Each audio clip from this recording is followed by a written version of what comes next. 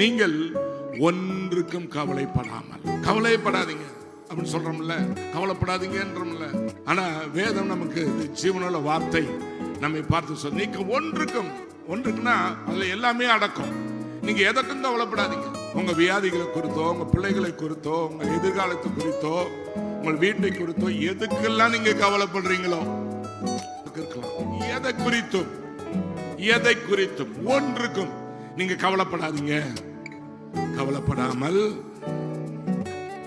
எல்லாவற்றையும் குறித்து, எதுக்கெல்லாம் நீங்க கவலைப்பட்டீங்களோ, என்னன்னா உங்களுக்கு பிரச்சனையோ, அதை எல்லாவற்றையும் குறித்து உங்கள் விண்ணப்பங்களை, விண்ணப்பம்னா உங்களை அந்த பாயிண்ட்ஸ் என்னென்ன காரணம் என்னென்ன இருக்கோ அது எல்லாவற்றையும் எழுதி அது ஆண்டவருக்கு ஸ்தோத்திரத்தோடு கூடிய ஜெபம், ஸ்தோத்திர ஜெபம் எடுத்து, வேண்டுதல் எடுத்து தேவனுக்கு தெரியப்படுத்துங்க. நாம கவலை பாரம் எல்லாத்தையும் ஒருத்தருக்கு நாம தெரிவிக்கணும். அது ஆண்டவராக இயேசு கிறிஸ்து.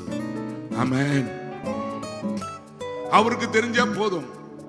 நம்ம எல்லாத்திட்டும் சொல்லிட்டு வர வேண்டியதில்லை. ஒருவேளை நமக்கு ரொம்ப நெருக்கமானவங்க, ஐயா ஜெபம் பண்ணிக்கங்கன்னு சொல்லலாம், ஊழியக்காரர்கிட்ட சொல்லலாம். மற்றபடி தேவனுக்கு முதலாவது நம்முடைய கவலைகளையும் பாரங்களையும் அவர் சமூகத்தில் அவர்கிட்ட நாம சொல்லணும். அப்படிதான் வேதம் சொல்லுகிறது.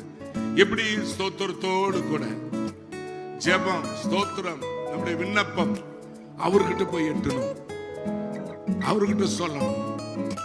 அவர் உங்களை அவர்கிட்ட நம்ம சொல்லணும். சொல்லும் பொழுது எல்லா புத்திக்கும் மேலான தேவ சமாதானம் உங்கள் இருதயங்களையும் உங்கள் சிந்தைகளையும், ஏன்னா உங்க இருதயம் படபடக்கிற பயப்படுகிற உங்க இருதயத்தையும் உங்க சிந்தை, இது ரெண்டு தானே கவலைப்பட வைக்குது.